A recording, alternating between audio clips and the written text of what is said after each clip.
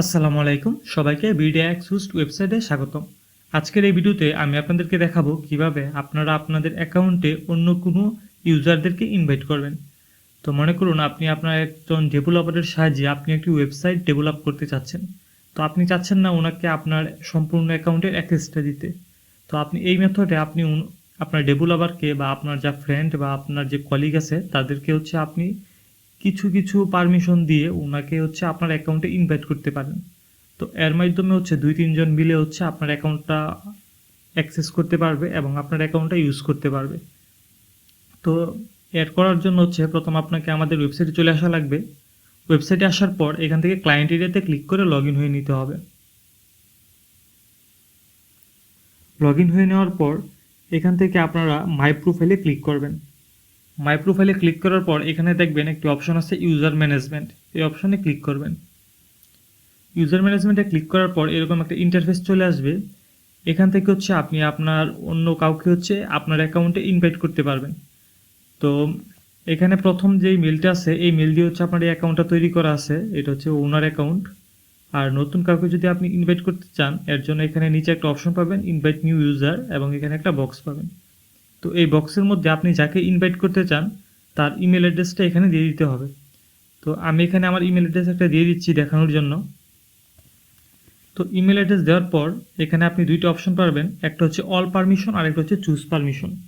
এখান থেকে আপনি যদি অল পারমিশনে সিলেক্ট করে রাখেন তাহলে সে আপনার অ্যাকাউন্টের সম্পূর্ণ অ্যাক্সেস পাবে। আর যদি আপনি চুজ পারমিশনে ক্লিক করেন তো চুজ পারমিশন ক্লিক করার পর এখানে আপনার কাছে বিভিন্ন অপশন চলে আসবে এবং আপনি আপনার এখান থেকে যে পারমিশনগুলো দিতে চান সেই পারমিশনগুলো সিলেক্ট করতে পারবেন।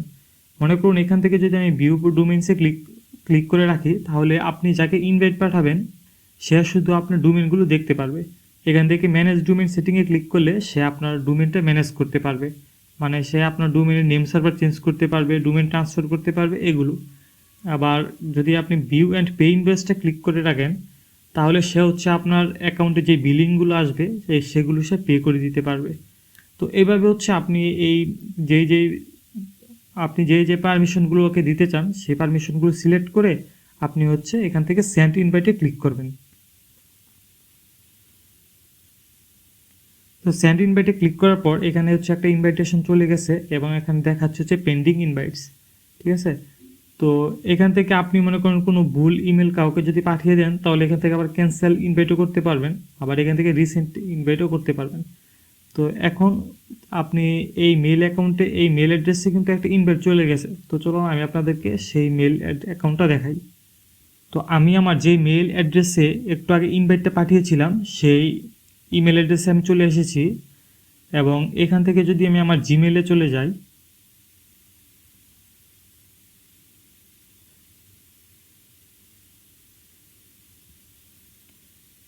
তো জিমেলে দেখবো আমি আমার একটি চলে আসছে।